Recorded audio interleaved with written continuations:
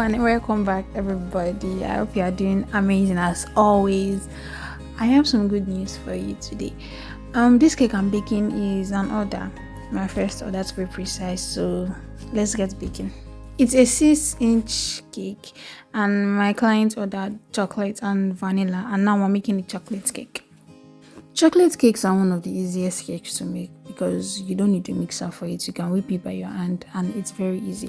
So the first thing is to gather all of your dry ingredients together, and then you combine your wet ingredients and you mix it properly as you are seeing in this video. Chocolate cake is my favorite cake of all the flavors of cakes we have in this world. I recently started liking carrots. However, chocolate is still my number one. And I hear some people say they don't like chocolate. Like, why won't you like chocolate cake? Now when that is baking, I'm going to get on with my vanilla cake. Vanilla cake are pretty different from chocolate cakes. First, you have to whip up your eggs and your sugar on high speed, and when that has become 30, you are going to add the melted margarine and vanilla flavor, and you are going to mix these two mixtures together until they've properly come together, and then you add in your dry ingredients. You are probably wondering why I said vanilla flavor and you didn't see me add vanilla flavor. The vanilla has already been incorporated with the melted margarine, and so is the baking powder into my flour before I mixed it with my egg batter. Okay, so you want to be careful when you are mixing your batter so that your cake comes out soft. So you need something else, maybe a spatula or a turning stick, and you want to fold this cake and fold it gently. And then you transfer it to your baking pan that you've greased, and then bake on low heat for about 30 minutes. This is what they look like after they've come out of the oven. And because I wasn't going to be covering it that night, I wrapped it in plastic wrap and then left it till the next day. I'm going to be using American buttercream. To start with, I'm going to whip my shortening until it's soft. If you don't have shortening, you can use butter or margarine. The only difference is that you are going to get a slightly cream color instead of pure white. You can use a spoon or better still your hand to figure out the texture if it's your desired one, and if it's not, you keep on whipping until you've gotten what you are looking for.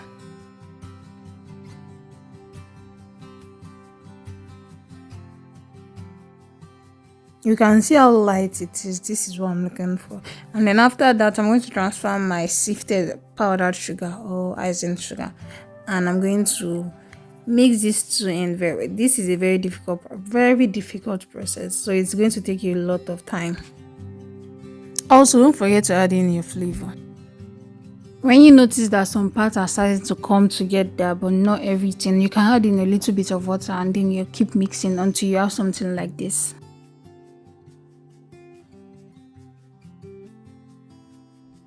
This whole process can take like 20 minutes if you don't have a stand mixer. I'm not even joking. So this is my cake board, and I'm going to start layering my cake. So the first thing is to create a sticky base so that my cake doesn't fall off. This is leftover buttercream that I'm going to use as a glue to join my two cakes together. And I'm also going to use that buttercream to crumb coat my cake. The entire recipe, do's and don'ts of this video are in the description box, so be sure to check that later. When my crumb coating has been perfected, I'm going to drop the cake in the freezer for about 30 to 45 minutes for the cake to firm up. This is so that the crumb coated cake isn't sticky or interferes with my final frosting. Then I transferred my buttercream into a piping bag, and I'm going to start covering my cake in circular motions till everything has been covered. This is my second favorite part of baking. I just like how the thing swirls around. I don't know, it's fun. My first part is eating the cake. So when you are doing this, make sure you get every part of the cake so that you don't have a rough frosting at the end of the day. Now I'm going to get my scraper to make this thing a lot neater. This is optional, but I started using iced water to scrape the excess of my cake. I realized that when the scraper is cold, it's going to harden the buttercream so the thing doesn't fall off easily. You are going to be interchanging your palette knife and your scraper, and you have to do this gently so that you don't rupture the cake like I just did.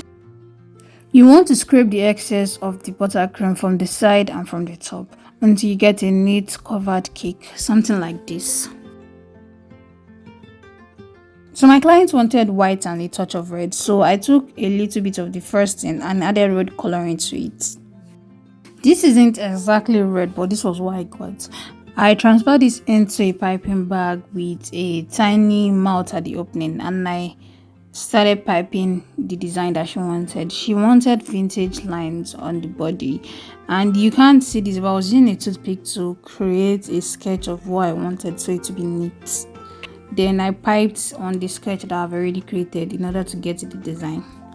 When you are dealing with white cakes, you need to be careful because any little stain on your hand can mess the entire background of the cake. So this particular color red is going to be very messy if you touch another part of the cake that wasn't supposed to be red. Then I piped shell border on the bottom and on the top of the cake. She wanted Dearest Mommy HBD as the cake note.